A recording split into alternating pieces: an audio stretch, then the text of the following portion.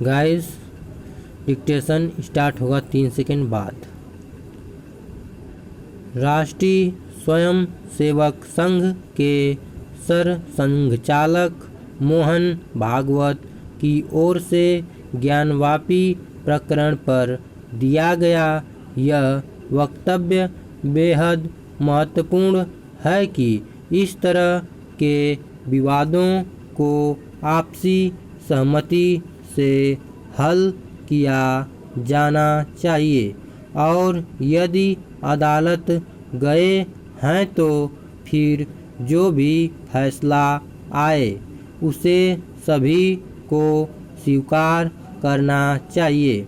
वास्तव में इस तरह के विवादों को हल करने का यही तार्किक एवं न्यायसंगत रास्ता है और इसी रास्ते पर चलकर शांति सद्भाव के वातावरण को बल प्रदान किया जा सकता है। संघ प्रमुख ने यह भी स्पष्ट किया कि अब आरएसएस किसी मंदिर के लिए वैसा कोई आंदोलन नहीं करने वाला जैसा उसने अयोध्या में राम जन्मभूमि मंदिर को लेकर किया था। उनका यह कथन इसलिए उल्लेखनीय है क्योंकि इन दिनों काशी के ज्ञानवापी परिसर के साथ मथुरा के कृष्ण जन्मस्थान परिसर का मसला भी सतह पर है और दिल्ली की कुवैत उल इस्लाम मस्जिद का भी, जहां के शिलालेख पर ही यह लिखा है कि इसे 27 हिंदू और जैन मंदिरों को तोड़कर बनाया गया। ये मामले भी उसी तरह अदालतों के समक्ष पहुंच गए हैं जैसे ज्ञानवापी परिसर का।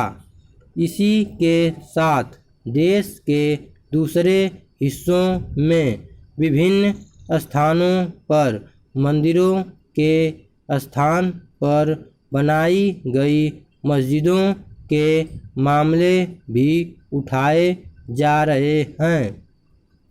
इसे देखते हुए संघ प्रमुख ने यह जो कहा कि हर मस्जिद में शिवलिंग देखना सही नहीं, उससे कुछ हिंदू संगठन असहमत हो सकते हैं, लेकिन उनके लिए विदेशी हमलावरों की ओर से तोड़े गए हर मंदिर की वापसी के लिए बिना किसी ठोस दावे के मुहिम चलाना ठीक नहीं। इसके बजाय उन्हें अदालतों का दरवाज़ा खटखटाना चाहिए।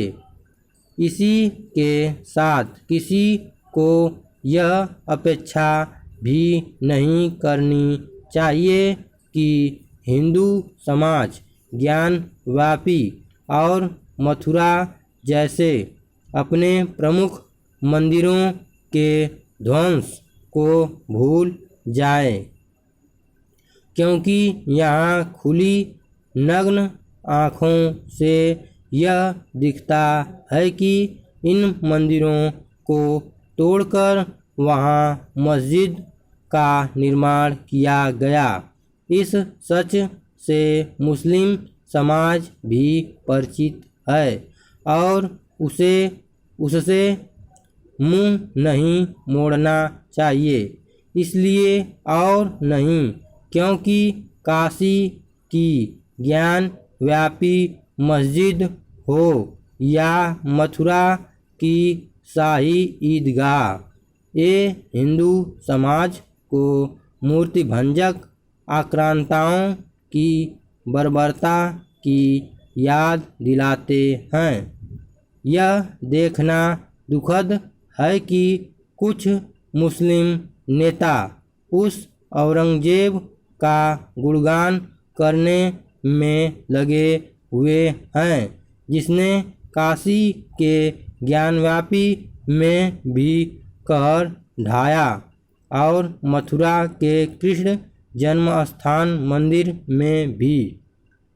यह ठीक है कि काशी मथुरा के मामले एक बार फिर सतह पर आने के बाद 1991 के धर्मस्थल कानून का उल्लेख किया जा रहा है, लेकिन एक तो यह कानून कोई पत्थर की लकीर नहीं और दूसरे खुद सुप्रीम कोर्ट ने यह कहा कि यह कानून किसी धर्मस्थल के मूल स्वरूप के आकलन को प्रतिबंधित नहीं करता।